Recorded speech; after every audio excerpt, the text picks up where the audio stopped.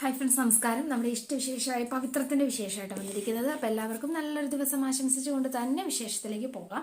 തുടങ്ങുമ്പോൾ തന്നെ കാണുന്നത് നമ്മുടെ നമ്മുടെ അച്ചുകുട്ടിക്കുള്ളിക്ക് അപ്പുവിനുള്ള എല്ലാ കഥകളും ഇങ്ങനെ പറഞ്ഞു കൊടുത്ത ശേഷം അപ്പം ഈ രണ്ട് ഫ്രണ്ട്സും ഒരുപോലെ തന്നെ ഇഷ്ടപ്പെടുന്ന അല്ലെങ്കിൽ എല്ലാവരെയും ഒരുപോലെ സ്വീകരിക്കുന്ന ഒരാൾ ആരാണെന്നറിയാമോ എന്ന് ചോദിച്ചപ്പോൾ എന്താ പറയുക, നമ്മുടെ ശ്രീജയ്ക്ക് ഉത്തരവൊന്നും ഉണ്ടായിരുന്നില്ല.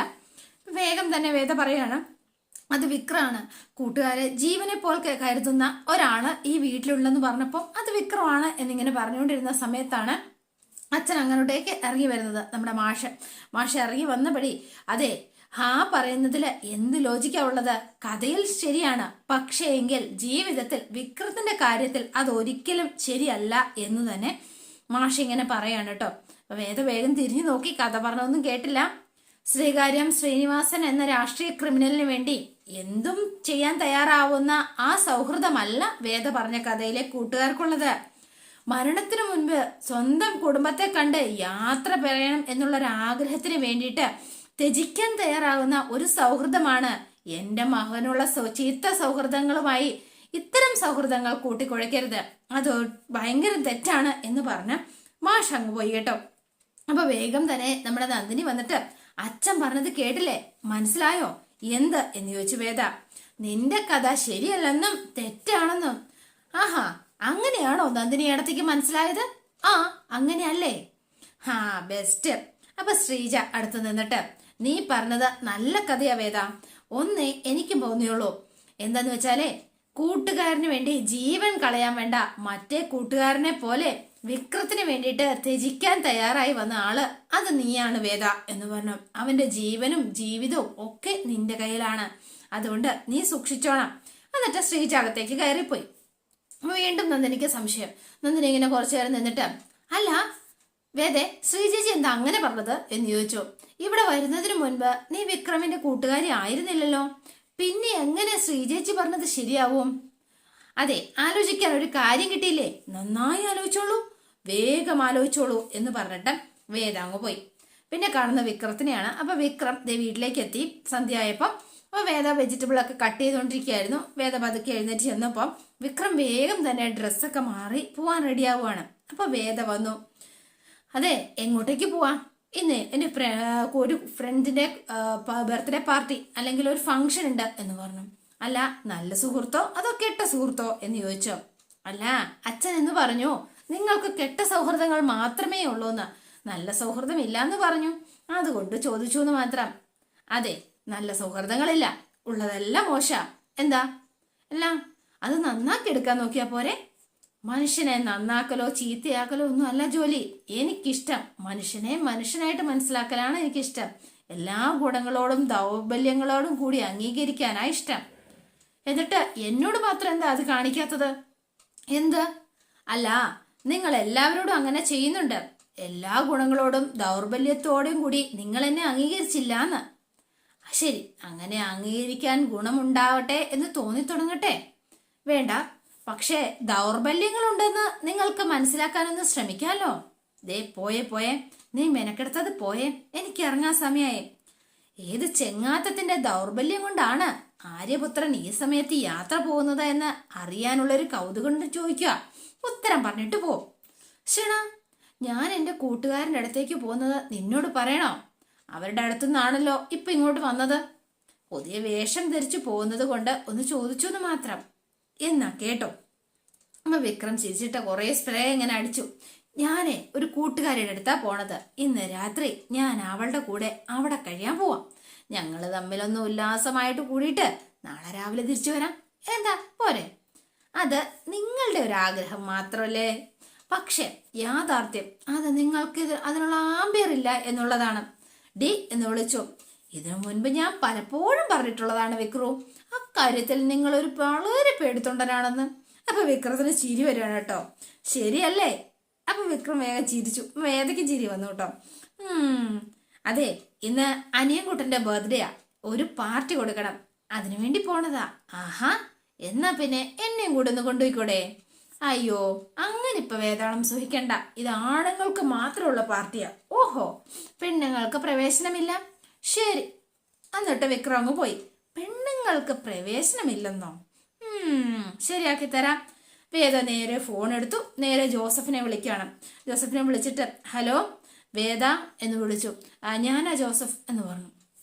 അല്ല എന്താ അല്ല ഇന്ന് അനിയൻകുട്ടൻ്റെ ബർത്ത്ഡേ ആണെന്ന് പറഞ്ഞു. അതെ, സിറ്റിയിലെ ലാവണ്യ റെസ്റ്റോറൻറ്റിൽ വെച്ചിട്ട് ഞങ്ങൾ അവന് ഒരു പാർട്ടി കൊടുക്കാൻ വേണ്ടി പോവാ. ആണോ? എങ്കിൽ നന്നായി. എൻ്റെ ബർത്ത്ഡേ വിഷസ് അവനോട് പറയണേ. ഓക്കെ, വിക്രത്തിനോട് പറഞ്ഞയക്കാൻ മറന്നു. ഓക്കെ ചേച്ചി, പറയാം എന്ന് പറഞ്ഞ് ജോസഫ് ഫോൺ വെച്ചു. അപ്പോൾ കാര്യങ്ങളൊക്കെ വേദയ്ക്ക് ക്ലിയറായി. ലാവണ്യ റെസ്റ്റോറൻറ്റ് സമയമൊക്കെ ആളൊന്ന് നോക്കി എല്ലാം ഒന്ന് സെറ്റാക്കി ഇങ്ങനെ വെച്ചു. അപ്പൊ വിക്രം നേരെ ലാവണ്യ റെസ്റ്റോറൻറ്റിലേക്ക് കയറി പോവാണ്. കയറി പോകുന്നത് അവിടെ നമ്മുടെ അഭിലാഷിന്റെ ഒരു ശിങ്കിടി കണ്ടിരുന്നു. അവൻ ഇങ്ങനെ നോക്കി അവൻ പതുക്കെ ഇവന്റെ പുറകെ കയറി ചെല്ലുന്നുണ്ട് കേട്ടോ.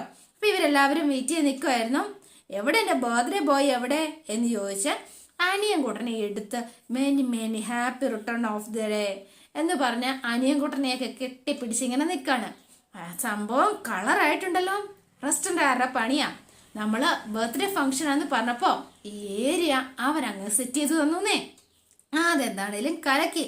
നീ ഇരിക്കടാ. അപ്പൊ ഇവന്മാരെല്ലാരും ഇവിടെ നിൽക്കുകയാണ്. മറ്റേ അഭിലാഷിന്റെ അവൻ വന്ന് ഇടയ്ക്ക് വന്ന് ഒത്തി നോക്കുന്നുണ്ട് എന്താ സംഭവം എന്ന്. അനിയൻകുട്ട, അച്ഛനെങ്ങനെയുണ്ട്? സുഖായിരിക്കുന്നു. എന്തു പറഞ്ഞു? എന്ത് പറയാനാടാ? അതെ, എന്നത്തെയും പോലെ ഇന്നും കുറെ കരഞ്ഞു, അത്ര തന്നെ. സത്യം പറഞ്ഞാലേ പണ്ടൊരിക്കല് തിരക്കിൽ ഉപേക്ഷിച്ചു പോയതിന്റെ സങ്കടം അത് തന്നെ, അല്ലാന്നെന്താ എന്ന് ചോദിച്ചു.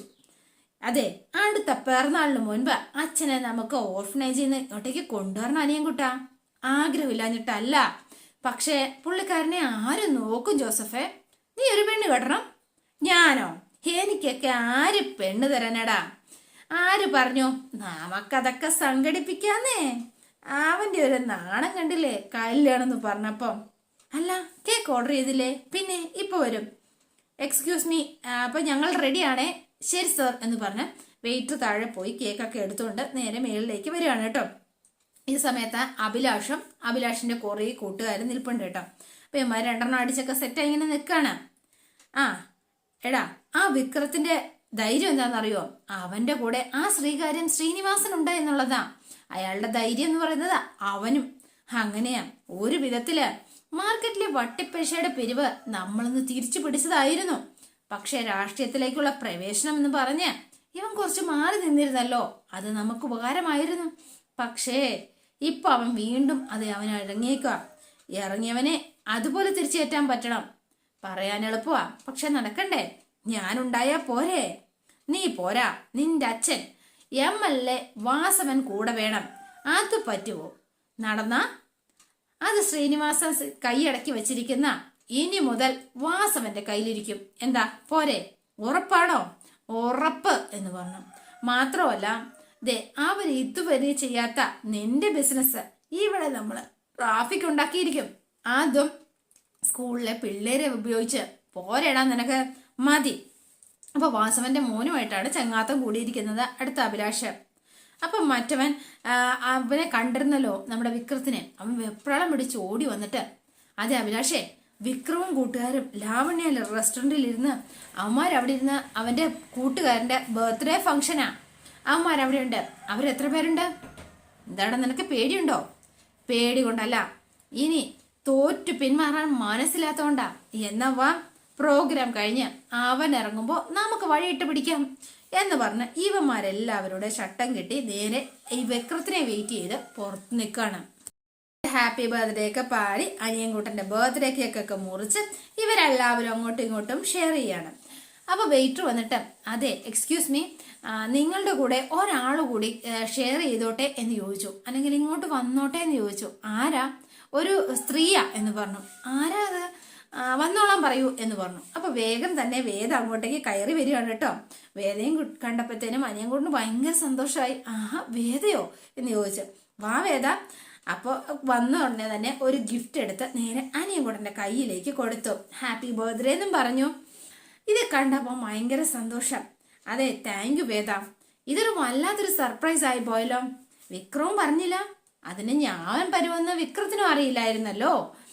അപ്പൊ ശരിക്കും പറഞ്ഞാല് അപ്പൊ വിഷു പറയണം എന്ന് പറഞ്ഞ് എന്നെ വിളിച്ചത് ഈ സാധനവും സംഘടിപ്പിച്ച് ഇവിടെ എത്താനായിരുന്നു അല്ലേ എന്ന് ജോസഫും ചോദിക്കാണ്. കേക്ക് കൊടുക്കടാ എന്ന് പറഞ്ഞു. അപ്പൊ കേക്ക് വേദയ്ക്കൊക്കെ കൊടുത്തു. ഇതെന്താ, ഇത് വലിയൊരു ഗിഫ്റ്റ് ഒക്കെ ആയിട്ടാ വന്നതെന്ന് തോന്നുന്നല്ലോ. ഏയ് വലുതൊന്നും അല്ല, ഞാനേ ഒരു കണക്ക് വെച്ച് ഞാൻ വാങ്ങിയ ഒരു ഡ്രസ്സാ. ആണോ? എന്നാ പോയി നീ അതിട്ട് വാ അനിയൻകുട്ടാ. അതൊന്നും വേണ്ട എന്ന് പറഞ്ഞു വിക്രം. നീ ഒന്ന് പോടാ എന്ന് പറഞ്ഞു അനിയൻകുട്ടനെ പറഞ്ഞു വിട്ടു. അനിയൻകുട്ടൻ ആ ഡ്രസ്സൊക്കെ ഇട്ട് നല്ല സുന്ദരനായിട്ട് ദേ വന്നിരിക്കുകയാണ്. അടിപൊളി കലക്കിയിട്ടുണ്ട് കേട്ടോ. ഇത് കണ്ടപ്പോ വിക്രത്തിന് ഭയങ്കര സന്തോഷായിട്ടോ. നല്ല രസമായിട്ടുണ്ടല്ലേ, നല്ല ചെത്തായിട്ടുണ്ട്, അടിപൊളി. കുറച്ചു നേരം അതൊക്കെ കണ്ട് ആള് പെട്ടെന്ന് സെന്റിമെന്റലായിട്ട് അവിടെ നിന്ന് അങ്ങ് കരയാൻ തുടങ്ങി. അനിയൻകുട്ടാ നീ എന്തിനാ കരയുന്നത് എന്ന് ചോദിച്ചു എല്ലാവരും. കരയല്ലേടാ എന്ന് പറഞ്ഞു. സത്യം പറഞ്ഞ ഇന്നത്തെ ബർത്ത്ഡേ എനിക്ക് ശരിക്കും സ്പെഷ്യലായി. ജീവിതത്തിൽ ഞാൻ ഇത് മറക്കില്ലടാ, ഒരിക്കലും മറക്കില്ല എന്ന് പറഞ്ഞു. മതി മതി, ഇനി നമുക്ക് പോയി ഭക്ഷണം കഴിക്കാം, സെന്റി അടിച്ച് കൊള്ളാക്കണ്ട. അപ്പൊ പോവാൻ തുടങ്ങിയപ്പോഴത്തേനും വേദയുടെയും വിക്രത്തിന്റെയും കൈയൊക്കെ പിടിച്ചിട്ട് അനിയൻകുട്ടൻ, അതെ വിക്രം, സത്യം പറയട്ടെ, നിനക്ക് നിന്റെ ജീവിതത്തിൽ കിട്ടാവുന്ന ഏറ്റവും നല്ലൊരു ആളാണ് ദേ ഈ നിൽക്കുന്ന വേദ. അതുകൊണ്ട് ഒരിക്കലും നീ ഒരിക്കലും വേദനെ വിഷമിപ്പിക്കരുത്, കൈവിട്ട് കളയരുത്. നിങ്ങൾ ഒരുമിച്ച് ജീവിക്കണം, കുറെ കാലം സന്തോഷത്തോടെ ജീവിക്കണം എന്നൊക്കെ പറഞ്ഞ് അനിയൻകുട്ടൻ. അപ്പൊ ഇവരെല്ലാവരോടും ഒരുമിച്ചിരുന്ന് ഫുഡൊക്കെ കഴിച്ചു. മറ്റോമാരിങ്ങനെ വെയിറ്റ് ചെയ്ത് നിൽക്കുകയാണ് പുറത്ത്. അപ്പൊ വേദയും വിക്രവും കൂടെ കഴിച്ചു, ഫുഡ് കഴിച്ചിട്ട് കൈയൊക്കെ കഴുകിയിട്ട് അവിടെ വന്ന് ഇങ്ങനെ ഇരിക്കുകയാണ് കേട്ടോ. അപ്പൊ കുറച്ചുകൂടെ കഴിക്കാന്നൊക്കെ പറഞ്ഞു ഇവന്മാര്. അതെ കഴിഞ്ഞില്ലേ എന്ന് ചോദിച്ചു. കഴിഞ്ഞേ ഉള്ളൂ, ഇതൊക്കെ ഒന്ന് അവസാനിപ്പിക്കണ്ടേടാ. എന്തുവാടേ, കഴിക്കുക. എന്നാ നീ പോയിക്കോ, വേദ കൂടെ ഉള്ളതല്ലേ. വേണ്ട, നിങ്ങൾ ഫുഡ് കംപ്ലീറ്റ് ചെയ്യുക, ഒരുമിച്ചിറങ്ങാം. അപ്പൊ അനിയൻകുട്ടനും വേണ്ട വിക്രം നീ പോയിക്കോ, വൈകണ്ട എന്ന് പറഞ്ഞു. അല്ല അപ്പൊ അനിയൻകുട്ടൻ എങ്ങനെ പോകും? ഞാനൊരു ഓട്ടോറിക്ഷ വിളിച്ച് പോയിക്കോളാം, ഉറപ്പാണല്ലോ അല്ലേ? അപ്പൊ ശരി അനിയൻകുട്ട, ഒരിക്കൽ കൂടി ഹാപ്പി ബർത്ത്ഡേ എന്നൊക്കെ പറഞ്ഞ് ഇവർ ഭയങ്കര ഹാപ്പി ആയിട്ട് പുറത്തേക്ക് ഇറങ്ങുകയാണ്. അപ്പൊ ഇറങ്ങി ഇങ്ങനെ ബൈക്കിൽ ഇങ്ങനെ യാത്ര ചെയ്യുമ്പോൾ വേദ, അല്ല ഇന്ന് ബർത്ത്ഡേ നല്ല സൂപ്പർ ആയിരുന്നു അനിയൻകുട്ടൻ്റെത് അല്ലേ, ആരേത് പ്ലാൻ ചെയ്തത് എന്ന് ചോദിച്ചപ്പോഴത്തേനും സജീവന എന്ന് പറഞ്ഞു. അല്ലെങ്കിലും ഇത്രയും നല്ല ഐഡിയ ഒന്നും ഈ മണ്ടത്തലേക്ക് വിളിക്കില്ലെന്ന് എനിക്ക് നന്നായി അറിയാമായിരുന്നു, അതുകൊണ്ട് ചോദിച്ചതാ. ഡീ നീയ എന്ന് പറഞ്ഞു. അതെ വിക്രം, ഒരു കാര്യം ഞാൻ പറയട്ടെ, ദേ ആ കടയുടെ അവിടെ നിർത്തുവോ? ഒരു തട്ടുകടയുടെ ഫ്രണ്ടിലാണ്. ദേ ഇവിടെ വന്ന് ബൈക്ക് വന്ന് ഒരു കട്ടൻ ചായയൊക്കെ കുടിച്ചിട്ട് ബൈക്ക് യാത്ര ചെയ്യുന്നത് നല്ല സുഖമുള്ളൊരു ഏർപ്പാടാ. പ്ലീസ് വിക്രം. അവസാനം വിക്രം അവിടെ കൊണ്ട് നിർത്തി ഒരു കട്ടൻ ചായ വാങ്ങി. അപ്പൊ വിക്രത്തിന് വേണ്ടേ? എനിക്കെങ്ങും വേണ്ട എന്ന് പറഞ്ഞു. ഇങ്ങനെ എന്ത് മനുഷ്യനാണാവോ, ഒരു ഫീലിങ്സും ഇല്ലാത്തൊരു മനുഷ്യൻ ഇങ്ങനെയുണ്ടോ എന്ന് വേദ ഇങ്ങനെ മനസ്സിലിങ്ങനെ പറഞ്ഞ് അവിടെ നിൽക്കുകയാണ്. അപ്പൊ ചായയൊക്കെ വാങ്ങി കൊടുത്തു. മഴ പെയ്യുന്നാ തോന്നുന്നത്. മഴയത്ത് ബൈക്കിൽ യാത്ര ചെയ്യാൻ നല്ല സുഖാ വിക്രം. ഓഹോ, അത്ര സുഖാണോ? വേഗം കുടിക്കാൻ നോക്ക്, മഴ പെയ്യുന്നതിന് മുൻപ് വീട്ടിലെത്തേണ്ടതാ എന്ന് പറഞ്ഞ് വിക്രം ചൂടാകുകയാണ്. എന്നിട്ട് ഇവർ ചായയൊക്കെ കുടിച്ചുകൊണ്ട് നിൽക്കുന്ന സമയത്താണ് നമ്മുടെ അഭിലാഷും കൂട്ടരും അവിടെ വന്ന് ഇങ്ങനെ എന്താ പറയുക ഇവനെ വെയിറ്റ് ചെയ്ത് അവിടെ നിൽക്കായിരുന്നു. ഈ റെസ്റ്റോറൻറ്റ് ഫ്രണ്ടിലാണ് നിന്നത്. ഇവർ വണ്ടി സ്റ്റാർട്ടാക്കാൻ നോക്കിയിട്ട് വണ്ടി സ്റ്റാർട്ടായിരുന്നില്ല. ഇവരിവിടെ കൊണ്ട് കറക്റ്റ് സമയത്ത് നിർത്തുകയും ചെയ്തതുകൊണ്ട് ഇവന്മാർ വണ്ടിയൊക്കെ സ്റ്റാർട്ടാക്കി നേരെ വണ്ടിയും കൊണ്ട് അങ്ങോട്ടേക്ക് വരികയാണ്. അപ്പൊ എന്തോ ഒരു പന്തികേട് വിക്രത്തിന് തോന്നി. അപ്പൊ വിക്രം ഇവന്മാരുമായിട്ട് സ്റ്റാൻഡ് നടത്തുകയാണ് കേട്ടോ. ഇവനെ വിക്രത്തിനെ അടിച്ച് ശരിയാക്കാനായിട്ടാണ് വന്നിരിക്കുന്നത്. അപ്പൊ വേദയുണ്ട്. ഇവര് തമ്മിൽ അങ്ങോട്ടും ഇങ്ങോട്ടും ഭയങ്കര അടി റോഡിൽ കിടന്ന്. അപ്പൊ വേദ വിക്രം എന്നൊക്കെ വിളിക്കുന്നുണ്ട്. ഈ സമയത്താണ് നമ്മുടെ അനിയൻകുട്ടൻ ഓട്ടോറിക്ഷയൊക്കെ വിളിച്ച് ഇങ്ങോട്ടേക്ക് വരുന്നത്. ഇത് കണ്ടതും വിക്രം എന്ന് പറഞ്ഞുകൊണ്ട് അനിയൻകുട്ടൻ ചാടി വീണു.